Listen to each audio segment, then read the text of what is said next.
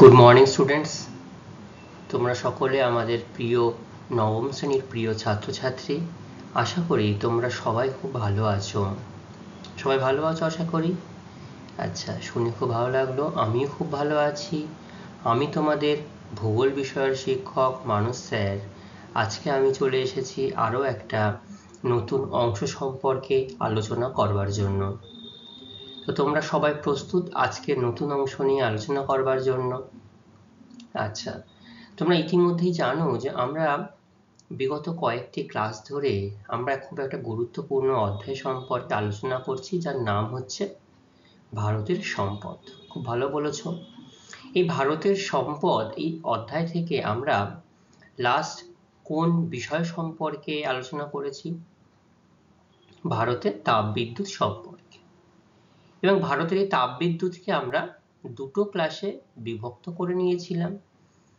যেহেতু একটা দিনে বেশি বললে তোমাদের একটু প্রেশার হতে পারে, সেই জন্য দুটো দিনে ভাগ করে নিয়ে আমরা আলোচনা করেছি। তো লাস্ট যে পার্ট আমরা আলোচনা করেছি সেখানে কি কি ছিল বলো? একদম ঠিক, ভারতে তাপবিদ্যুতের উৎপাদন, অর্থাৎ কোন সালে বা স্বাধীনতার পর থেকে কিভাবে তাপবিদ্যুতের উৎপাদন বৃদ্ধি পেয়েছে সেটা যেমন আমরা আলোচনা করেছি, আবার তার সাথে সাথে ভারতবর্ষের বিভিন্ন অঞ্চল, সে অঞ্চলকে আমরা কটি শ্রেণীতে বিভক্ত করেছি? ভেরি গুড, 4টি শ্রেণীতে বিভক্ত করেছি। এই 4টি শ্রেণী কি কি? উত্তরাঞ্চল, দক্ষিণাঞ্চল, পশ্চিমাঞ্চল আর পূর্বাঞ্চল, তাই তো? আর তার সাথে আমরা আরো একটা গুরুত্বপূর্ণ প্রশ্ন আলোচনা করেছি যে ভারতবর্ষের পূর্ব প্রান্তে অর্থাৎ পূর্ব অঞ্চলে তাপবিদ্যুৎ কেন্দ্র গড়ে ওঠার কারণ কি, বা তাপবিদ্যুৎ কেন্দ্র উন্নতি করার কারণ কি, এগুলো আমরা জেনেছি। তো আমি লাস্ট যে প্রশ্নটি তোমাদের সামনে বললাম যে ভারতবর্ষের অর্থাৎ পূর্ব ভারতে তাপবিদ্যুৎ কেন্দ্র উন্নতি হওয়ার কারণ যদি তোমরা একটু আমাকে একটু বুঝিয়ে বলো, কে কতখানি বুঝতে পেরেছো, তাহলে আমি একটু বুঝতে পারবো। আচ্ছা, হ্যাঁ, খুব ভালো বলছো যে ভারতবর্ষে অন্যান্য অঞ্চল অপেক্ষা এই পূর্ব ভারতে তাপবিদ্যুৎ কেন্দ্র বেশ উন্নতি লাভ করতে পেরেছে, তাই না? তো পূর্ব ভারতের কোন কোন রাজ্য নিয়ে পূর্ব ভারত হচ্ছে সেটা যদি আমরা একটু আগে বলি। আচ্ছা, সবার প্রথমে পশ্চিমবঙ্গ একটা বৃহৎ রাজ্য। পশ্চিমবঙ্গ, বিহার, উড়িষ্যা, ঝাড়খণ্ড আর পূর্ব দিকের অসম রাজ্য আমরা এর মধ্যে ইনক্লুডিং করব। তাহলে এইগুলো নিয়ে মূলত আমাদের ভারতবর্ষের পূর্ব ভারত আমরা বলতে পারি, তাই না?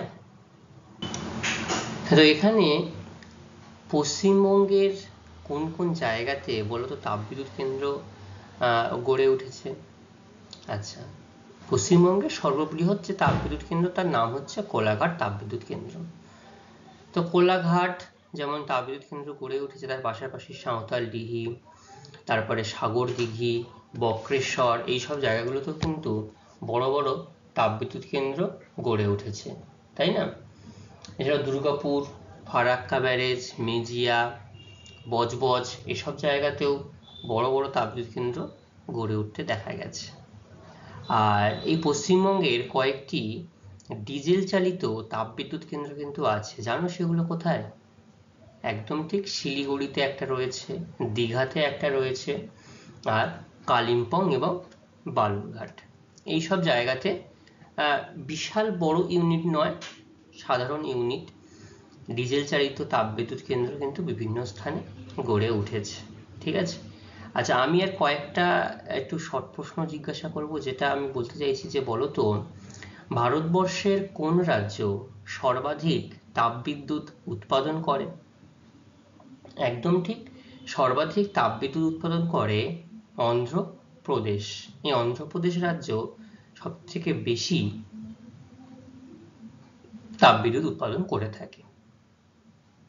আর ভারতবর্ষের কোন তাপবিদ্যুৎ কেন্দ্র সর্বাধিক বড় এবং সব থেকে বেশি তাপবিদ্যুৎ উৎপন্ন করে? একদম ঠিক, মধ্যপ্রদেশের বিন্ধ্যাচল, তাই না? এই মধ্যপ্রদেশের বিন্ধ্যাচলে যে তাপবিদ্যুৎ কেন্দ্রটি রয়েছে তার ক্ষমতা কত বলো তো, তোমাদের মনে আছে? দেখি কে বলতে পারে। একদম ঠিক 4760 মেগাওয়াট।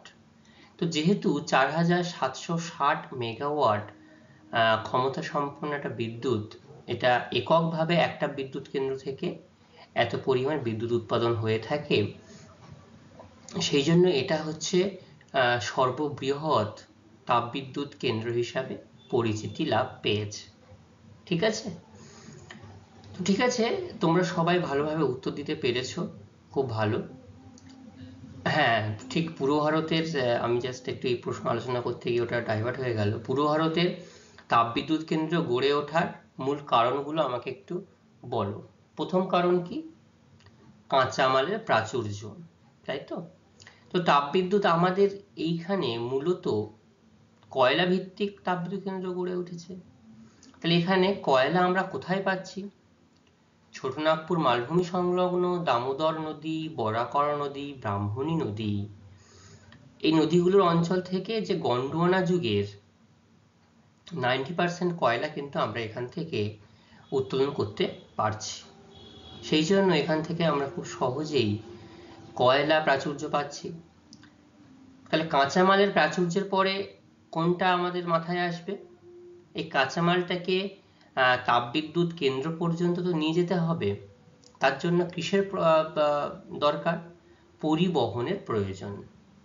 তো পরিবহন ব্যবস্থা যথেষ্ট ভালো, পূর্ব ভারতের জালের মতো ছড়িয়ে রয়েছে, সড়কপথ যেমন ছড়িয়ে রয়েছে, রেলপথ সেরকম ছড়িয়ে রয়েছে, আবার প্রয়োজন মতো আমরা কিন্তু সমুদ্র বন্দরও ব্যবহার করতে পারি এই কয়লার আমদানি বা রপ্তানির জন্য। তাহলে এটাও একটা উল্লেখযোগ্য মাধ্যম। আচ্ছা, যে তাহলে কাঁচামাল হয়ে গেল, পরিবহন হয়ে গেল, এবার আমাদের কিসের প্রয়োজন? চাহিদা। যে আমি যে এই যে বিদ্যুৎটা উৎপাদন করব বা বাজারে একটা জিনিস আমি পাঠাবো, তার তো একটা চাহিদা থাকতে হবে, তবেই আমি আরো বেশি পরিমাণে উৎপাদন করব। তাহলে এই যে পূর্ব ভারতে, একদম ঠিক বলেছো, পূর্ব ভারতে কিন্তু জলবিদ্যুৎ বা সৌরবিদ্যুৎ কিছু কিছু জায়গায় রয়েছে, কিন্তু জলবিদ্যুৎ বা অন্যান্য বিদ্যুতের কিন্তু যথেষ্ট অভাব থাকার জন্য এই তাপবিদ্যুতের ব্যাপক চাহিদা লক্ষ্য করা যায়। চাহিদা রয়েছে মানে এখানটায় পর্যাপ্ত পরিমাণে শ্রমিক রয়েছে, উন্নত দক্ষ ইঞ্জিনিয়ার, এবং তার পাশাপাশি প্রচুর শ্রমিক এখানে খুব সহজেই পাওয়া যায়।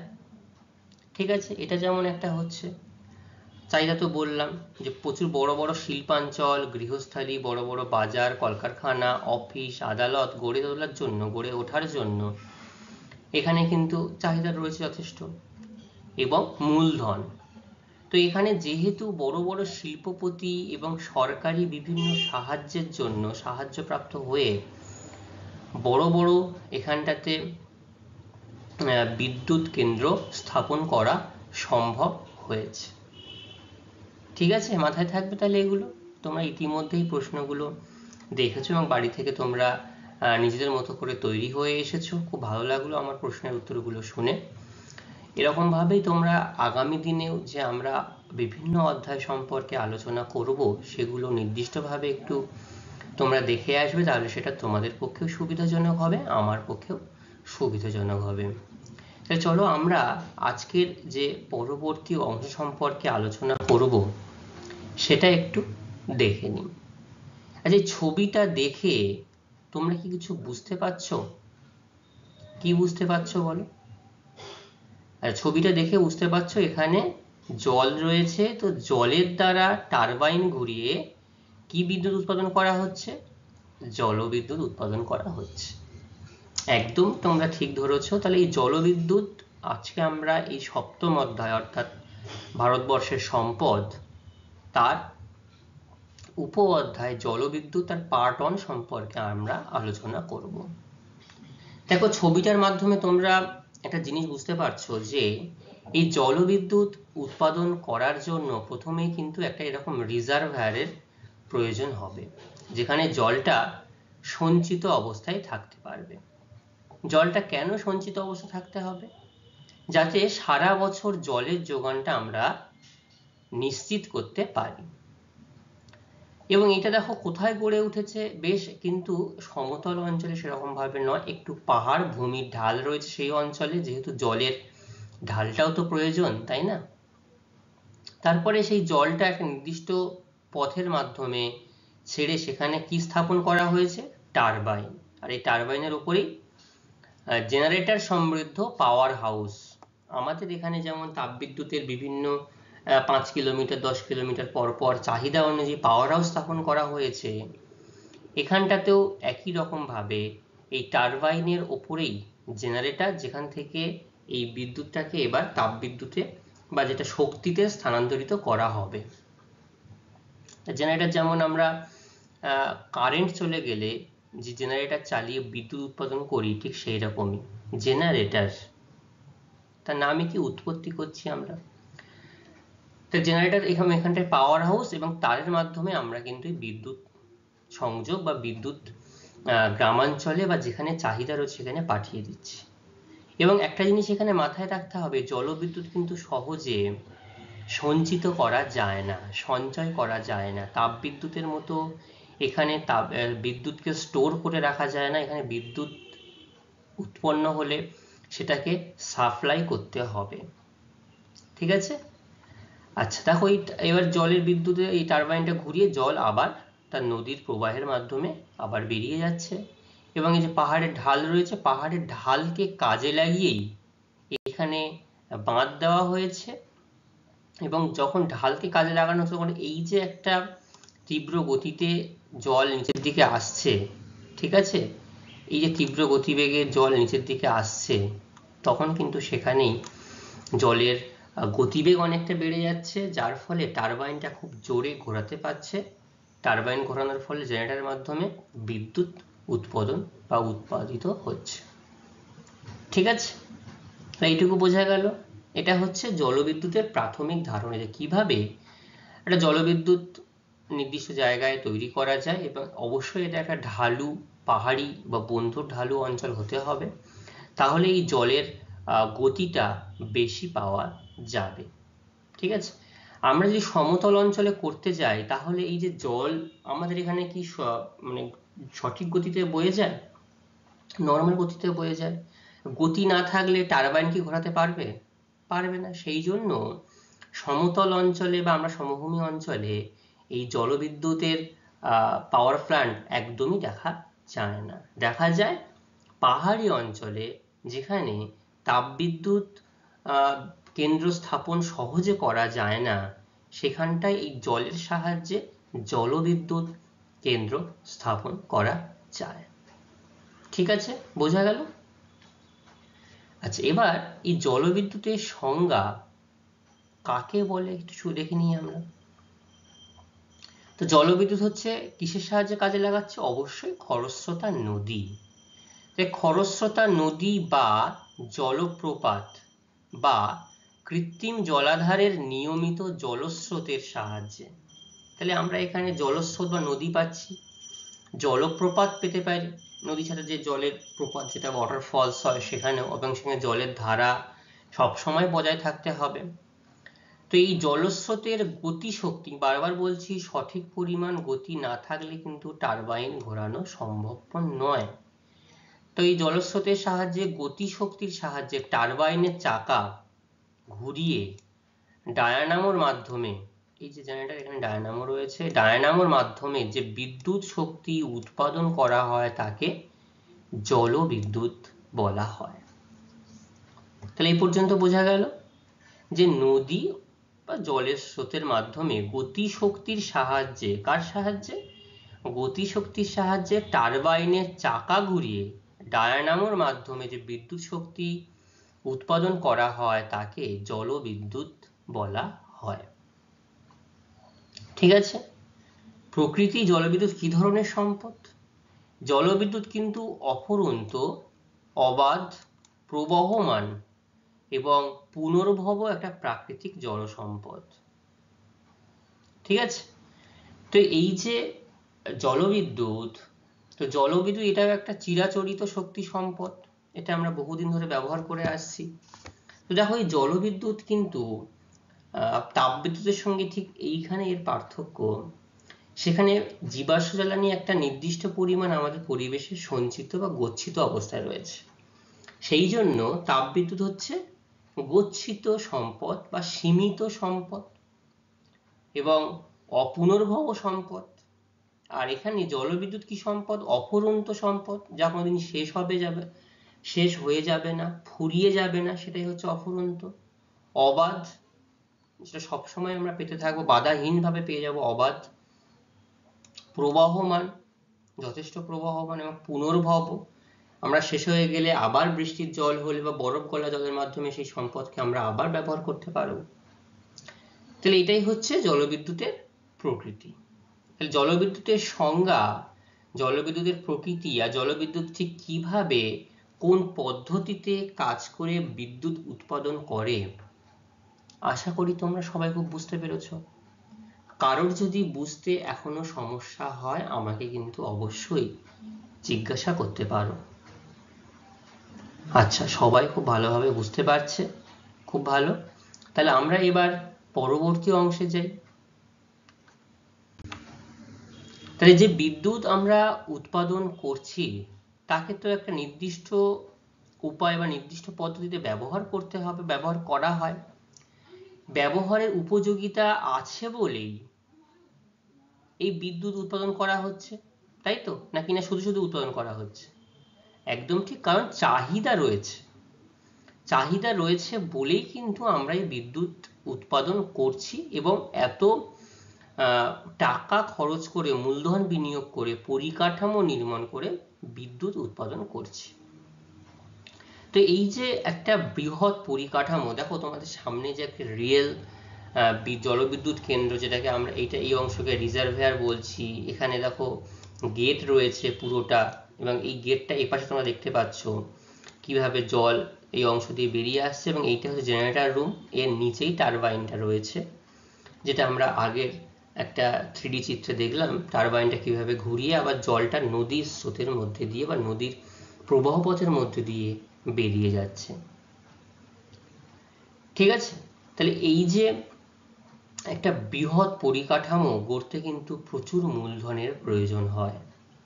তাহলে যথেষ্ট চাহিদা রয়েছে বলে এত টাকা মূলধন বিনিয়োগ করে আমরা বিদ্যুৎ উৎপাদন করছি। তো কি কি চাহিদা রয়েছে দেখি, কোথায় কোথায় ব্যবহার করা হয়। তো তাপবিদ্যুৎ যেমন আমরা যে কাজে ব্যবহার করে থাকি, জলবিদ্যুৎও কিন্তু সেই অঞ্চল ভেদে প্রায় একই রকম তার ব্যবহারিক দিক আমরা লক্ষ্য করতে পারি।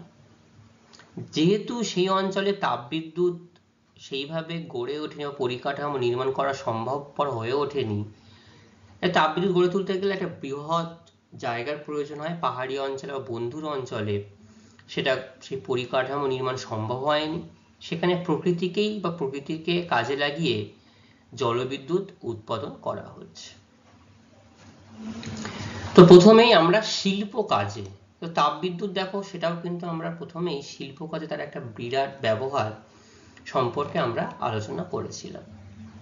তো আধুনিক সভ্যতায় তাপ ও বিদ্যুৎ শক্তি, অর্থাৎ যে পরিমাণ বিদ্যুৎ শক্তি উৎপাদন হয় তার মধ্যে তো আমরা বিভিন্ন রকম তাপবিদ্যুৎ শক্তি, জলবিদ্যুৎ শক্তি, তারপরে সৌর বিদ্যুৎ শক্তি, সবকিছু আমরা আলোচনা জেনেছি একটু একটু। তো তার মধ্যে 14% হচ্ছে জলবিদ্যুৎ। আচ্ছা বলো তো, ভারতবর্ষে যে পরিমাণ বিদ্যুৎ উৎপাদন হয় কত শতাংশ তাপবিদ্যুৎ উৎপাদন করা হয়ে থাকে? না, হলো না। 67%, 67% কিন্তু তাপবিদ্যুৎ উৎপাদন করা হয়ে থাকে, তাই না? আচ্ছা, তো এই তাপবিদ্যুৎ যে 14% বিদ্যুৎ সারা ভারতবর্ষের নিরিখে উৎপাদিত হয়, সেটা কোন কোন কাজে ব্যবহার হচ্ছে? তো বিভিন্ন তামা, আবার অ্যালুমিনিয়াম, কাগজ কারখানা, কাষ্ঠমণ্ড, কাঁচ, রাসায়নিক এবং বৈদ্যুতিক এবং ইঞ্জিনিয়ারিং যে বিভিন্ন কারখানা রয়েছে, সেখানেও কিন্তু এই বিপুল পরিমাণে বিদ্যুৎ নির্ভর শক্তির মূল উৎস হলো জলবিদ্যুৎ। অর্থাৎ এই যে কারখানাগুলো, আমরা যে বিভিন্ন নির্দিষ্ট কয়েকটি কারখানার নাম আলোচনা করলাম বা বললাম, এখানে কিন্তু সেই তার মূল উৎস কিন্তু এই জলবিদ্যুৎ। একটা নিরবিচ্ছিন্ন একটা বিদ্যুৎ সংযোগ স্থাপন করে এই কারখানাগুলোকে সঠিকভাবে পরিচালনা করা হয়ে থাকে। তাহলে শিল্প কাজে একটা ব্যাপক ব্যবহার সেটা আমরা জানলাম। রেল পরিবহনের ক্ষেত্রেও দেখো, তাহলে পৃথিবীর অধিকাংশ দেশেই রেলপথ বৈদ্যুতিকরণের কিন্তু সস্তা এবং সুলভ জলবিদ্যুৎ ব্যবহার করা হয়। এই জলবিদ্যুতের ইউনিট প্রতি দাম তাপবিদ্যুতের ক্ষেত্রে তুলনায় অনেকটাই কম, কিন্তু এর প্রাথমিকভাবে পরিকাঠামো নির্মাণ আবার তাপবিদ্যুৎ থেকে অনেক গুণ বেশি হয়। ঠিক আছে, তো রেল পরিবহনের ক্ষেত্রে কাজে লাগানো হচ্ছে। আর লাগানো হচ্ছে নিত্য ব্যবহার, যেটা আমরা গৃহস্থালির কাজে কি কি কাজে ব্যবহার করি নিত্য ব্যবহারে, বড় বড় শহর মহানগর তার বাড়ি গৃহস্থালি, এটা আরো একটা ড্যাম তৈরি করে জলবিদ্যুৎ কেন্দ্র স্থাপন করা হয়েছে, গেট খুলে দেওয়া হয়েছে এরকম ভাবে। রাস্তাঘাট, অফিস, আদালত বা বিভিন্ন আমাদের যে বৈদ্যুতিক যন্ত্রপাতি রয়েছে, টিভি, ফ্রিজ, এসি মেশিন, যে বিভিন্ন পাম্প, কম্পিউটার, সেখানেও এই জলবিদ্যুতের সাহায্যে তার যাবতীয় কাজকর্ম পরিচালনা করা হয়ে থাকে। হিমঘর মানে কোল্ড স্টোরেজ, যেখানে এই যে সারা বছর আমরা যে উৎপাদিত দ্রব্য বাজারজাত করার পর কিছু দ্রব্য স্টোর করে রাখতে হয়, সবটুকু তো একটা সিজনে নষ্ট করে বা খেয়ে দেওয়া নিঃশেষিত হয়ে যায় না, সেগুলো স্টোর করতে হয়। তো স্টোর করলে কি হয়, যে হিমঘর, সেখানে প্রচুর পরিমাণে বিদ্যুতের প্রয়োজন হয়, অর্থাৎ ওয়ান টাইপ অফ ফ্রিজ বলতে পারি আমরা। কিন্তু ফ্রিজে যেটা 0 ডিগ্রিতে শুধুমাত্র বরফ হয়ে যায়, ওটাও একটা স্টোর হাউস, যেটাকে ঠান্ডা থাকবে, জিনিসপত্র কিছু নষ্ট হবে না, পচবে না। তো সেখানে আমরা এই জলবিদ্যুৎ সহজে ব্যবহার করতে পারি। কোথায় কোথায়? শাকসবজি, শস্য, ফলমূল, মাছ, দুধ ইত্যাদি এই পচনশীল দ্রব্য সংরক্ষণে আমরা কিন্তু হিমঘর সস্তা জলবিদ্যুতের দ্বারা ব্যবহার করতে পারি। ঠিক আছে, কৃষিকাজে কি কি ব্যবহার করি আমরা? গভীর নলকূপ দ্বারা জলসেচ, শস্য ঝাড়াই ইত্যাদি কৃষি নির্ভর কাজেও আমরা এই সস্তার জলবিদ্যুৎ ব্যবহার করা হয়। দেখো, প্রত্যেকটা জায়গায় কিন্তু বলা হচ্ছে সস্তার জলবিদ্যুৎ, কারণ উৎপাদনের পরে এর যে দাম সেটা কিন্তু অনেকটাই কমে যায়। একবার যদি সরকারি সাহায্যে উৎপাদন শুরু হয়ে যায়, তাহলে তারপরে এটার কোনো সেই অর্থে ব্যয় নেই, কারণ জল থেকে তোমাকে কিনতে হচ্ছে না, প্রকৃতির জল, বরফ গলা জল বা বৃষ্টির জল, সেটাকে কাজে লাগাচ্ছে, টারবাইন করানো হচ্ছে, বিদ্যুৎ উৎপাদন হচ্ছে। আর এখানে তাপবিদ্যুতের ক্ষেত্রে নিত্য নতুন বলবো না, প্রত্যেক দিন টন টন কয়লা, এবং এই কয়লা খনি থেকে তোলা, খনিজ শ্রমিককে টাকা দেওয়া, পরিবহন করে নিয়ে আসা, এত যে পথটা বয়ে নিয়ে আসবে, তাদেরকে খরচা, এত কিছু করার পরে এর দাম কিন্তু অনেকটাই বেড়ে যায়। সেই জন্য এই জলবিদ্যুৎকে সস্তার বিদ্যুৎ বলা হচ্ছে। ঠিক আছে, আচ্ছা, তাহলে আমরা কি কি ব্যবহার সম্পর্কে জানলাম। প্রথমত শিল্প সম্পর্কে জেনেছি, পরিবহন ক্ষেত্রে জেনেছি, নিত্য ব্যবহার যেটা গৃহস্থালী বা অফিস আদালত, রাস্তাঘাটে, হিমঘর ঠান্ডা করতেও কাজে লাগে, আর কৃষি ক্ষেত্রেও এর প্রয়োজন ব্যবহার করা হয়। ঠিক আছে, আর জলবিদ্যুতের অনুকূল কিছু ভৌগোলিক পরিবেশ রয়েছে, অবশ্যই আরো অনুকূল পরিবেশ রয়েছে বলে এটাকে আমরা স্থাপন করতে পারছি। তো প্রথমে আমরা প্রাকৃতিক পরিবেশ সম্পর্কে আলোচনা করব, কোন কোন প্রাকৃতিক পরিবেশের উপর ভিত্তি করে জলবিদ্যুৎ কেন্দ্র গড়ে তোলা যায়। 1 নম্বর হচ্ছে নিয়মিত ও পর্যাপ্ত জল সরবরাহ। কারণ এখানে তোমরা বুঝতে পারছো, যে জলবিদ্যুৎ কেন্দ্রটা আমরা স্থাপন করব, সেখানে জলের চাহিদা যেন সারা বছর সমান থাকে, এটা সর্বপ্রধান শর্ত। কারণ জলই এর প্রধান কাঁচামাল, জল যদি না থাকে তাহলে কি জলবিদ্যুৎ উৎপাদন করতে পারবো আমরা? পারবো না। তাহলে এই জলবিদ্যুৎ উৎপাদনের সর্বপ্রধান শর্ত হলো সারা বছর নিয়মিত এবং সমবেগযুক্ত প্রচুর জলের প্রবাহ প্রয়োজন হয়। এই জন্য কি করতে হবে? সারা বছর নিয়মিত পর্যাপ্ত বৃষ্টিপাতের প্রয়োজন, তাহলে নদীর জলধারা সঠিক পরিমাণে বজায় থাকবে। বা সেই নদীটি যদি তুষার গলা বা হিমবাহ গলা জলে পুষ্ট হয় তাহলে তো কোনো চিন্তাই নেই, সারা বছর বরফ গলবে, তাহলে সেই বরফ গলা জল আমরা পেতে পারি। বা কৃত্রিম জলাধার, এই যে দেখো বাঁধের পেছনে জলাধারকে স্থাপন করে সেখানে জলকে স্টোর করা হচ্ছে, এবং জল স্টোর করার পরে নির্দিষ্ট অল্প অল্প করে জল এখানে ছেড়ে উচ্চ গতিবেগ সম্পন্ন জল এসে টারবাইনকে ঘোরাচ্ছে, জেনারেটর উৎপাদন করছে, ট্রান্সফরমার থেকে বিদ্যুৎ এই যে পোস্টের মাধ্যমে চলে যাচ্ছে, ট্রান্সমিশন হয়ে যাচ্ছে। ঠিক আছে, তাহলে এই যে জলের যোগান, তার জন্য কৃত্রিম জলাধার করা যেতে পারে। সেই জন্য দেখবে প্রত্যেকটা জলবিদ্যুৎ কেন্দ্রে আগে বাঁধ দিয়ে সেই জলকে স্টোর করে রাখা হয়। তবে জল স্টোরের আবার নেগেটিভ কিছু সাইড রয়েছে, সেটা পরে আমরা আলোচনা করছি।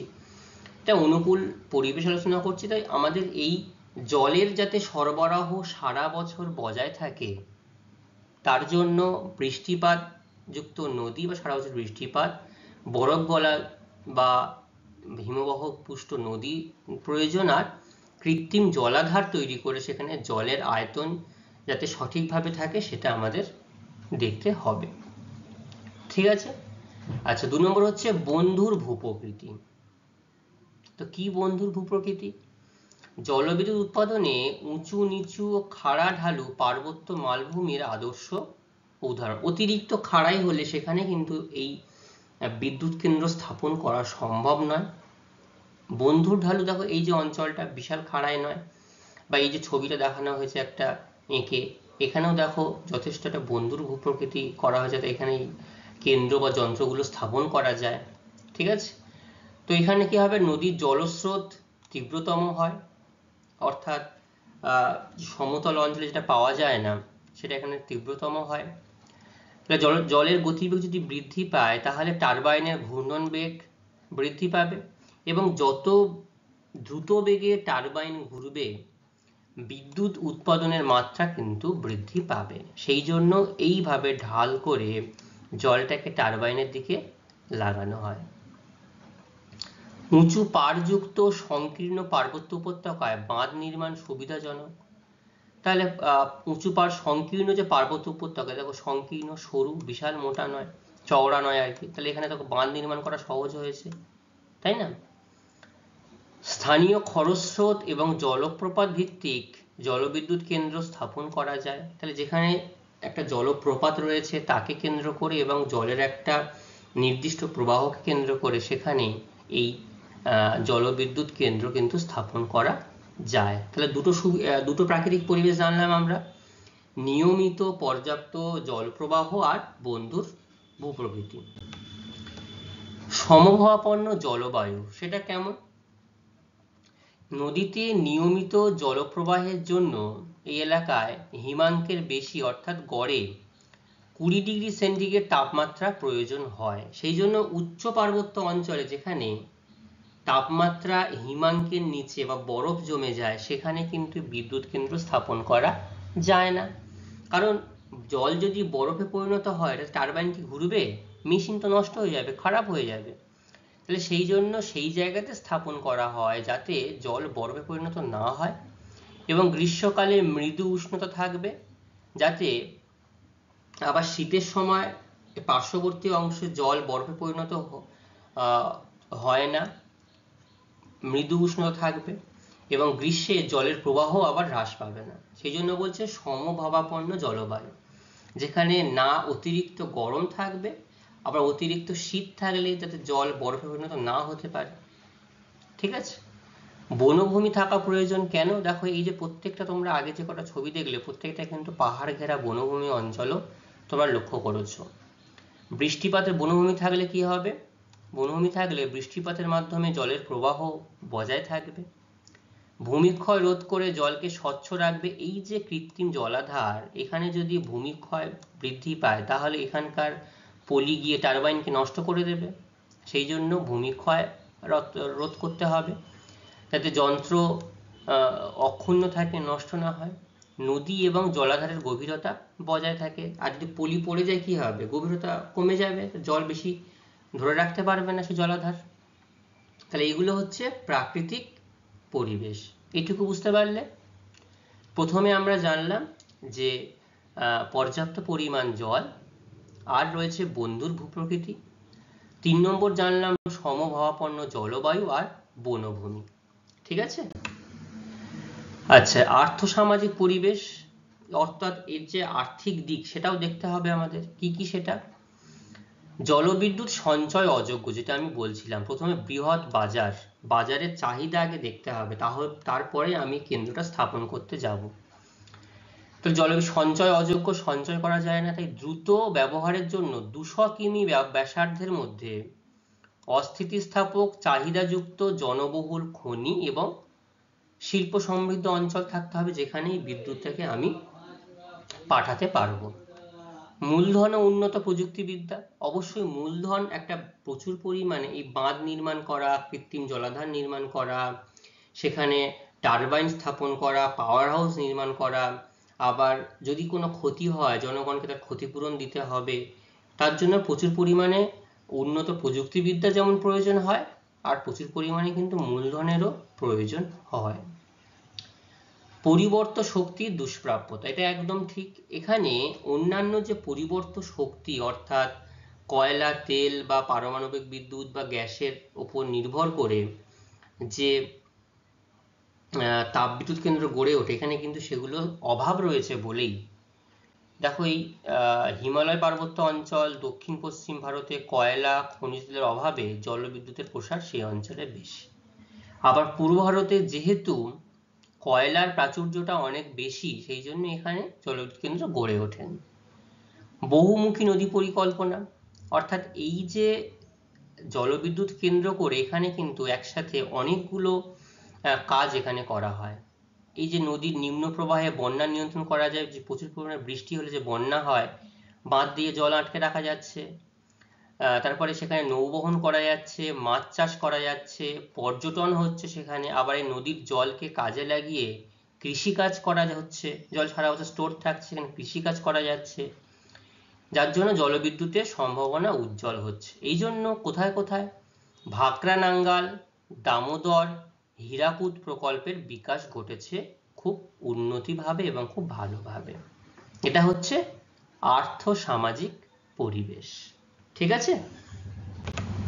দেখো, এই অনুকূল পরিবেশের পাশাপাশি এর কিছু কিন্তু সুবিধা এবং অসুবিধাও আমাদের আছে। তো কি কি সুবিধা অসুবিধা সেগুলো আমরা দেখে নিই একটু।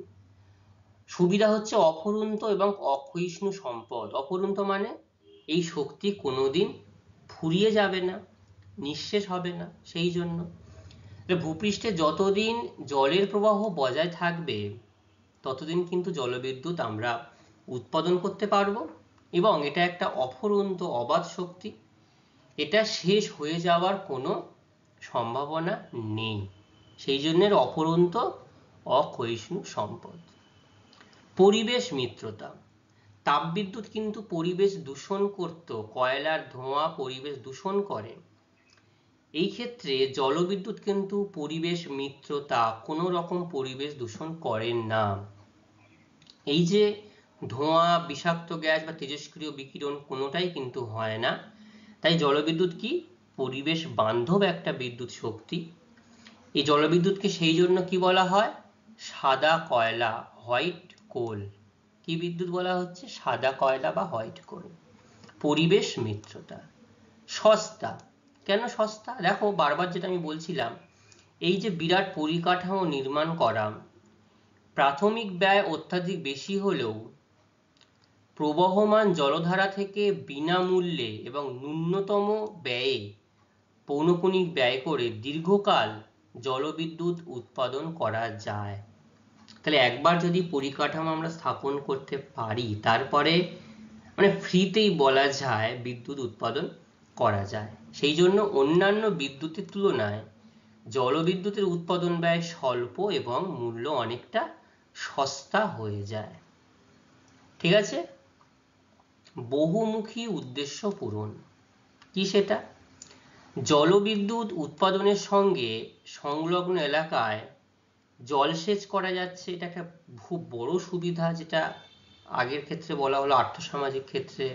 বহুমুখী নদী পরিকল্পনা, জলসেচ করা যাচ্ছে, মাছ চাষ করা যাচ্ছে, চারিপাশে দেখো বনসৃজন হচ্ছে, জলের পরিবহন করা যাচ্ছে, পর্যটন করা যাচ্ছে, বন্যা নিয়ন্ত্রণ করা যাচ্ছে, তাহলে অনেক উদ্দেশ্য কিন্তু পূরণ করা সম্ভবপর হয়। তাই জলবিদ্যুতের উৎকর্ষতা অনেক বেশি হয়, তবে তার জন্য অবশ্যই তার প্রাকৃতিক পরিবেশ যথেষ্ট অনুকূল হওয়া প্রয়োজন। ঠিক আছে, তাহলে সুবিধা যখন আছে, অসুবিধা অবশ্যই কিছু না কিছু রয়েছে। তো কি কি অসুবিধা রয়েছে? এই জলবিদ্যুতের সবচেয়ে বড় অসুবিধা হচ্ছে পর্যাপ্ত জলপ্রবাহের অভাব। অনেক সময় যদি প্রকৃতি যদি রুষ্ট হয়ে যায়, সঠিক পরিমাণ বৃষ্টি না হয়, হিমবাহপুষ্ট জল যদি না আসে, বা নদীর গতিবেগ পরিবর্তন হয়ে গেল, সেক্ষেত্রে কিন্তু জল পাওয়া যাবে না। এবং সেই জন্যই সব জায়গাতে এই বিদ্যুৎ কেন্দ্র নির্মাণ করা যায় না। আবার এই নদীর ঋতুগত পার্থক্য, খরা, বন্যা নদীর এই জলপ্রবাহ তথা বিদ্যুৎ উৎপাদনকে ব্যাহত করে। ঠিক আছে, বোঝা গেল? আচ্ছা, এরপরে হচ্ছে অধিক প্রাথমিক ব্যয় ও প্রযুক্তিগত সমস্যা। এটা একটা কিন্তু অন্যতম এর কারণ, অসুবিধা, যে প্রথমেই নির্মাণ কাজ করতে গেলে বাঁধ, জলাধার নির্মাণ করা, নদীর গতিপথ সঠিকভাবে নিয়ন্ত্রণ করা, এই যে যন্ত্রপাতি বা পাওয়ার হাউস স্থাপন করা, তারপরে সেই তারকে বড় বড় বিদ্যুৎ স্তম্ভের মাধ্যমে বাজার বা যেখানে চাহিদা রয়েছে নিয়ে যাওয়া, তো প্রচুর পরিমাণে একটা উন্নত প্রযুক্তি আর প্রাথমিক মূলধনের প্রয়োজন হয়, যেটা সব জায়গায় যে গরিব দেশ রয়েছে, মানে ছোট দেশ, যে কম উন্নত দেশ রয়েছে, তাদের পক্ষে কিন্তু এটা করা দুঃসাধ্য ব্যাপার হয়ে দাঁড়ায়। এটা একটা অন্যতম অসুবিধা। পরিবেশের পরিবর্তন, পরিবেশের পরিবর্তন যে কোনো সময় হতে পারে। কি কিভাবে হতে পারে? তো নদী জলাধার নির্মাণ করলে অনেক সময় সামনের যে স্থলভাগটা ছিল কৃত্রিম জলাধার বা পরবর্তী নদীর প্রবাহ সম্পূর্ণ জলাভূমিতে পরিণত হয়ে যাচ্ছে। বনভূমি, কৃষি জমি, বাস্তু জমি সম্পূর্ণরূপে নিশ্চিহ্ন হয়ে পড়ছে, কারণ সারা বছর জলের প্রবাহের জন্য একটা বৃহৎ জলের আধার, কৃত্রিম জলাধার তৈরি করতে হচ্ছে, সেই জন্য এই স্থলভূমির পরিমাণ কিছুটা হলেও কমে যাচ্ছে, যার ফলে পরিবেশ ও বাস্তুতন্ত্রের চরম বিপর্যয় ঘটছে এবং বন্য প্রাণীদের ওপর বিরূপ প্রভাব পড়ছে। এটা কিন্তু একটা অন্যতম অসুবিধা। আর কি? ভূতাত্ত্বিকগত সমস্যা।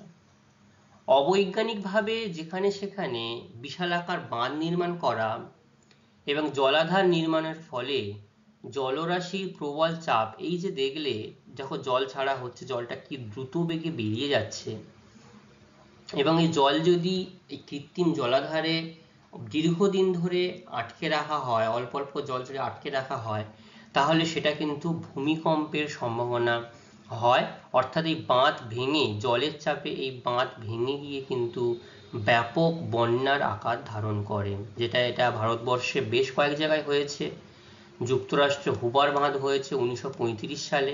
তাহলে দেখো, শুধু বাঁধ ভাঙছে না, এই যে বিশাল বড় পরিকাঠামো যেটা তোমরা আগে দেখলে, সেই পরিকাঠামো নষ্ট হওয়া, ধরুন ভূমিকম্প এর সাথে হচ্ছে, আর এই যে বিপুল পরিমাণ জল যেটা বাঁধের অপর প্রান্তে আটকে রাখা হয়েছিল বাঁধ দিয়ে, সেই জল কিন্তু গিয়ে নিম্ন প্রবাহে পুরো বন্যার পরিস্থিতি সৃষ্টি করছে। জনপদ সম্পূর্ণ ধ্বংস হয়ে যাচ্ছে, বনভূমি ধ্বংস হয়ে যাচ্ছে। এবং ভারতেও হয়েছে, ভারতে কয়না বাঁধ ভূমিকম্প হয়েছিল 1967 সালে। তাহলে এগুলো যেমন একদিক থেকে ভালো, সস্তা, এবং সবকিছুরই ভালো দিক রয়েছে, খারাপ দিক রয়েছে, সবকিছুকে মেনটেন করে আমাদের এখান থেকে সঠিক জিনিসগুলোকে গ্রহণ করতে হবে। এবং আমরা যদি সঠিকভাবে পরিকাঠামো নির্মাণ করে পরিবেশের উপরে ভিত্তি করে গড়ে তুলতে পারি, তাহলে এটা একটা দীর্ঘমেয়াদী যথেষ্ট লাভজনক প্রজেক্ট হিসাবে সম্ভাবনা হয়ে উঠবে। ঠিক আছে, তাহলে এতক্ষণ আমরা যা যা আলোচনা করলাম জলবিদ্যুৎ সম্পর্কে, জলবিদ্যুৎ কিভাবে তৈরি হয়, তার আর্থসামাজিক পরিবেশ, প্রাকৃতিক পরিবেশ এবং সুবিধা অসুবিধা, তাহলে এই যাটুকু বললাম, তোমাদের কারোর কি কোথাও বুঝতে অসুবিধা হয়েছে? আচ্ছা, খুব ভালো, কারোর কোথাও বুঝতে অসুবিধা হয়নি। তো এইখান থেকে গুরুত্বপূর্ণ প্রশ্ন আমি তোমাদের সামনে রেখেছি। এই প্রশ্নগুলো তোমরা একটু পাঠ্যপুস্তক থেকে ভালোভাবে দেখে আসবে। আশা করি কারোর কোনো সমস্যা হওয়ার কথা নয়। যদি সমস্যা হয় আমাকে পরবর্তী ক্লাসের শুরুতেই কিন্তু জিজ্ঞাসা করতে পারো। ঠিক আছে? আজকের ক্লাস আমাদের এই পর্যন্তই থাকবে। পরবর্তী ক্লাস আমরা আবার পরবর্তী দিনে পরবর্তী অংশ সম্পর্কে আলোচনা করব। ততক্ষণে সবাই ভালো থাকবে। সকলকে অসংখ্য ধন্যবাদ।